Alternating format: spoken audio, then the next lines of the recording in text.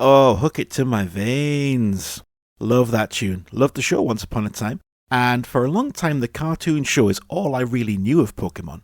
This started in 1997, and while I wasn't an avid fan of it, it was so ubiquitous it was impossible not to be aware of. I was also vaguely aware of the concept being that of building a large collection of small fantasy monsters that compete in tournaments, but I was never interested in playing the game really. The show seemed specifically designed for kids a fair bit younger than me. We've already discussed at this stage I've left school, I'm feeling a bit more grown up, and I had dismissed Pokemon as entirely kiddie stuff. I have a vivid memory of articulating this to one of my best friends when we were hanging out upstairs in the toy department of Phoenix department store in Newcastle. You know, like what big, manly, grown-up men do. Now that we're men, we have facial hair. Now that we're men, I changed my underwear. That toy department used to be the most awe-inspiring place for kids, by the way. It's really gone downhill these days, but it used to be filled with Skeletric sets and Hornby train set displays and Subbuteo stadiums. And it also briefly had a pretty extensive video game section. Part of this at the time was a Game Boy stand where you could try Pokemon for yourself. I specifically remember scoffing as we walked past it. Ha! It's that kiddie game for babies, I imagine was something in the vein of what I said. The exact phrasing escapes me. For the purposes of this story, let's pretend I'm a cartoon teenage antagonist in a Disney movie. My friend said, "Have you tried it?" And of course I hadn't, and he convinced me to have a go.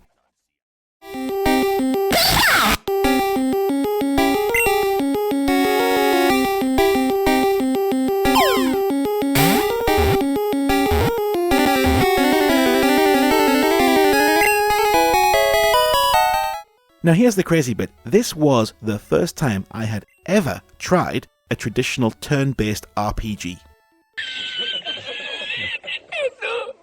That's right, Final Fantasy, Phantasy Star, Chrono Trigger, Dragon Quest, Earthbound, never played any of them. As a kid, I had never understood what these games were. I'm going to be a coward here and claim that nobody ever had a properly clear explanation of what they offered, given that they were often visually less impressive than the other options on their platforms. But the truth is I had just never been interested enough to look into it. So when I tried Pokemon, I wasn't just trying that game for the first time, I was engaging in turn-based, stat-increasing JRPG loveliness for the first time. And who's not going to be charmed by that? The concept of elemental attacks being more effective against different types of enemies was obviously pretty well used at this point for everyone else, but for me it was mind-blowing. What a simple and easy way to get some tasty dopamine from making a relatively minor strategic choice. I also loved the idea that I had as long as I wanted to select which action to take. I've mentioned previously that as a kid, while there were plenty of action games I did enjoy, I also did sometimes feel a bit stressed when games were too full on. I was never into shooters that needed twitch reactions, as I found it all a bit of a hassle. Now here I was, with a fully featured adventure, filled with action, but that would unfold at my own pace once I'd had enough time to ponder what the best move would be. It was a bit like having a choose-your-own-adventure novel. And of course, on top of that, the mechanic of levelling up both yourself and your creatures is just hardwired into the human desire for progression and sense of value.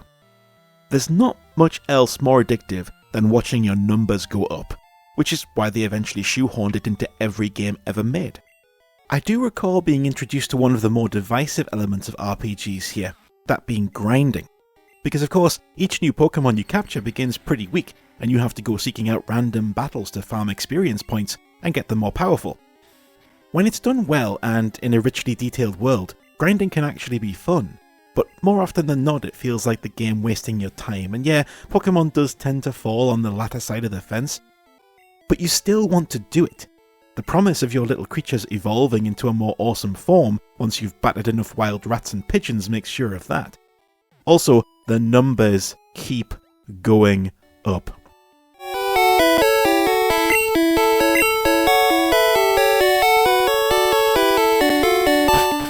So suffice to say, all these revelations that others arrived at many years before me, I was experiencing them here in the 21st century. An old fogey well before my time. But all of that was true of any RPG. What Pokemon added to the formula was another primarily addictive mechanism, that of collection. When I mentioned Fenix's toy department a few moments ago, I did it on purpose. All those fond memories of specific toy lines stocked in that heavenly place are heavily rooted in the desire to build a collection. This is partly why I think back with far more reverie about spending hours browsing through the catalogues of ranges like Skilextric or Hornby or Subutio than I do about any time I actually spent playing with those things in reality.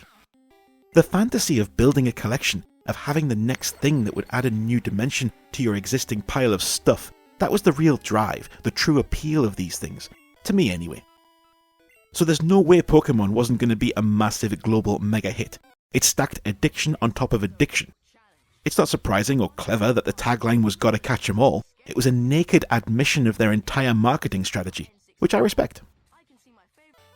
I don't even remember all that much about the minute-to-minute plot or game moments themselves, given that the adventure of Pokemon Yellow is a pretty repetitive collection of many turn-based battles to defeat opponents and capture new Pokemon. The gym trainers act as bosses and they offer a bit of character and colour to proceedings, but it really is the combination of JRPG mechanics and collecting an army of, admittedly, smartly designed and unique monster character fighters that makes this so appealing. And of course the fact that this specific version had Pikachu in it. That guy was the nuts in 2000.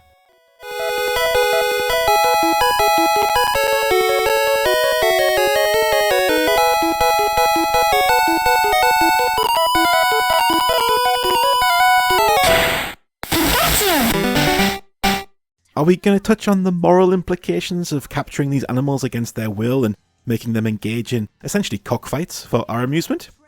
Nah, plenty of people on the internet have done that. Perhaps it's enough that in this version, Pikachu provides a constant judgmental presence by giving you a hacky look every time you interact with him. What, mate? It's not my fault you're getting your ass handed to you so much. Fight better! So yes, this is where my love of JRPGs started, but not where it ended.